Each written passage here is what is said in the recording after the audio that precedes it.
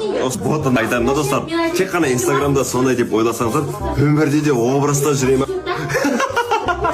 Жақсы көремін бота.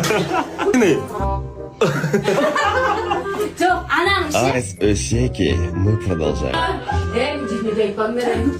Бірге бір параза бұлбитса десіңіз. Ода төбелесесің ба? Махар, Магадьян, Махарға не сұрайсыз? Чит самолет. Болат, сіз не сұрайсыз? Еркіндік. Не сұрайсыз Махарға? Бойдақтық пен соңғы күндеріміз. Қазір жіберейін отыр, бірақ Точно жіберейін ба? ойлан. Біз ойлан. Ал кетті, бісміллә. Енді айтыңыз. 0-1. Мөлдір! Кредит алатыңыз. Бақытты жанмын. Подпишите документ дейді. Жан, мен сені жақсы көрем. Сен менің әйелім боласың. Менің ең бақытты әйелім қыламын. Сен бүйтіп ана жерден потом қабылдайсың, е? Қабылдамасың. Қабылдамай қойайын ба? Қатты жақсы көреміз, біледі, как мы общались, переписывались. Я очень современная, мен ондай, там, не, анау, мынау, у нас такого не будет, честное слово. Как я с дочками своими, так и с ней у меня будет. Біз неке қидық. Болды. Елінде жігітті. Бітті. Жоқ, болды ма не? Болды ма бойдақ кезім, қыдырып жүрген кезім, компьютер клуб отыратын, бұл бітті. Болды. Солмады. Давай. Біз ана өмірге кеттік, сен бака. Жаңа өмір деді. Ана өмір. Жаңа өмірге кеттік. Жігіттер, қыздар, бүйтіп айтатым сіздерге, ана былай жүре бермеңдер. Үйленіңдер. О, десе. Мен өз басым. Жоқ, негізінде ше баласы ханым, ол жерде атын өзгертетіндер де бар, өзгертпейтіндер де бар ше. Біреулер көке тәте десе, біреу ата әже деп қалады. Мен өзім әжемнің қолында өскенмінше 1 жас 8 айымда әжем қолына беріп жіберген. Бірақ анамды қалай жақсы көремін, әкемді де дәл солай жақсы көремін, әжемді дәл солай жақсы көремін. Осының арқасында, әжемнің қолында болғанның арқасында менің білімім жақсы болды да, фундаментім жақсы болды. Өйткені әжем маған кәдімгідей көңіл бөлетін оқуыма ше. Ал әке шеше, мен ойлаймын, олар біреу жұмыс істеп жатады, біреу басқа нәрсемен айналысып жатады. Оларда кішкене уақыт болмай қалады да, қазір көбінесе сондай оқудан қиналып жатқан жастар көбейіп жатыр негізінде ше.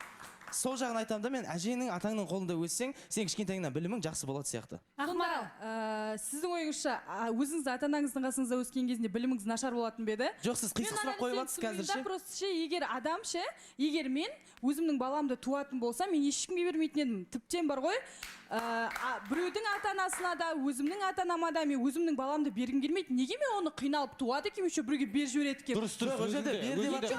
Например, ше, қазіргі поколение, менің ойымша, қазіргі поколениенің жаңағыда уже әже болып жатқандарда біреудің баласын бақысы келмейді деп ойлаймын. Негізі көбінесе көремін ше, шынымен де өз балдардың тудыңдар ма, болды, бөлек шығыңдар да өздерімен өздерің болыңдар деген сияқты айтады. Неге сенің ата-анаң сені бағу керек екен, сені өсіру керек екен, одан кейін сенің балаларыңды өсіру керек екен да, сонда олар өздері рахаттанып өмір сүре алмай ма? Менің ойымша да, например, олар қартайған уақытында демалып, күйеумен бірге күшті басқа елдерге барсын. Неге олар сенің няня болып, балаларыңды бағып жүру керек? Жоқ, Ақмарал, енді тыңдашы енді. Әр семьяда тәрбие әртүрлі да, кейбір ата-ана бар, немере баққаннан рахат алатын ше. Сенің семьяңда енді басқа шетелге барып демалғаннан рахат алатын шығар. Енді кейбір Арунаның сөзімен де енді бір қосылып кетемін да, бірақ енді ерте жетімсіретпе деген әңгіме қате сияқты. Ол былай да негізі дұрыс, әр нәрсенің екі ұшы болады, бірақ сендер тек жаман жағын айтып жатқан сияқтысыңдар да, бала ата-ананың махаббатын көрмей қалады деген сияқты. Міне отыр, аян отыр, ата-ананың махаббатын көрген жоқпын деп жатыр ма?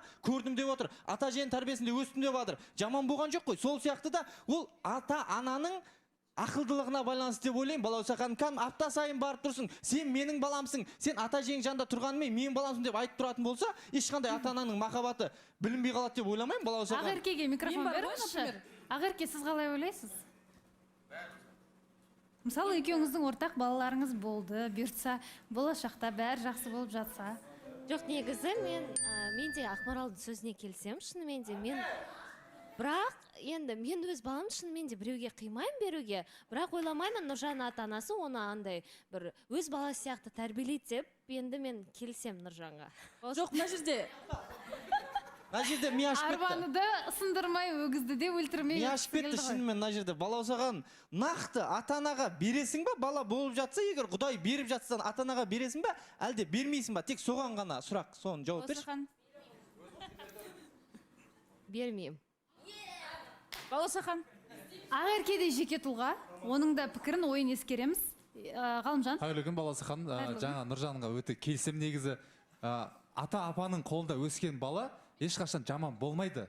Ата-ананың тәрбиесі бөлек, әрине, бірақ ата-атаның тәрбиесін көрген адам ол қазақтың салт дәстүрін үйрену мүмкін, үлкенді құрметтеуді үйрену мүмкін. Мысалға, лично мен нағашылар жақта өсігім қазір жаман болған жоқ мысалға. Аяулымға қосып кетейінші, аяулым, сен жаңа бүйтіп жатсың ғой, 21 ғасыр толған қыздар ғой бұлар, ал біз 20 ғасырда. Сен ертең болашақта өзің балаңды енеге берген дұрыс болады деп ойлаймын, жақсы тәрбие алады деген сияқты. Негізі бар ғой, Баласахан айтып жіберейінші, негізі ата-ана қанша тәрбие берсе де, кімнің қолында өсіп қандай тәрбие берсе де, оны адам ортасына байланысты өзгеріп кетеді. По-любому өзгеріп кетеді. Неге? Потому что сен ата-ананың қасында өмір бақи жүрмейсің, сен достарыңның қасында жүресің. Егер сен ортаңды дұрыс таңдамайтын болсаң, сен дәл ортаң қандай сондай боласың. Сен қанша жерден керемет тәрбие алатын болсаң да, например, мен, например, өз басым әжемнің қолында өстім да, нағашыларым қолында. Потому что біз кішкентай кезімізде ажырасып кеткеннен кейін мамам өмір бақи жұмыс жасады. Солай ата-әжеміздің қолында тұрдық. Бірақ мен өзімнің анамның прям жылулығын сезе алдым деген сияқты нәрселерді мен түсінбеймін. Например, есе келе мамамды бір андай болады ғой, прям бір болады ғой, мамам сияқты көріп сөйтпеймін да, ол как будто мен бір подружкам сияқты да. Ал әжемнен, например, әлі күнге шейін қорқамын да, например, кешке қарата бір 11-ден кейін әжеден сұранып деген сияқты да. Сондай нәрсе. Бірақ менің ойымша жаңағыдай сол қалпында қалам. Сол әркім өзінің баласын туысында өзі соны бақсын. Қазір аяулым. Я осы жерде енді Ғалымжанға айта кетейінші. Ғалымжан саған осындай бір тікелей сұрақ қояйыншы. Ол баланы мысалы қыз баласы туады да, сіздер білмейсіздер, мысалы ер балалар сіздер білмейсіздер, қалай біз қыздар қиналамыз, 19 ай көтереміз, одан кейін туғаннан кейін оны емделу дейтін бар, демалу дейтін бар. Сол бір дүниелерден, сол этаптардан өтеміз де, сіздер өтпейсіздер. Сонда сіздерге қалай ол, сіздерге оңай болып тұр да?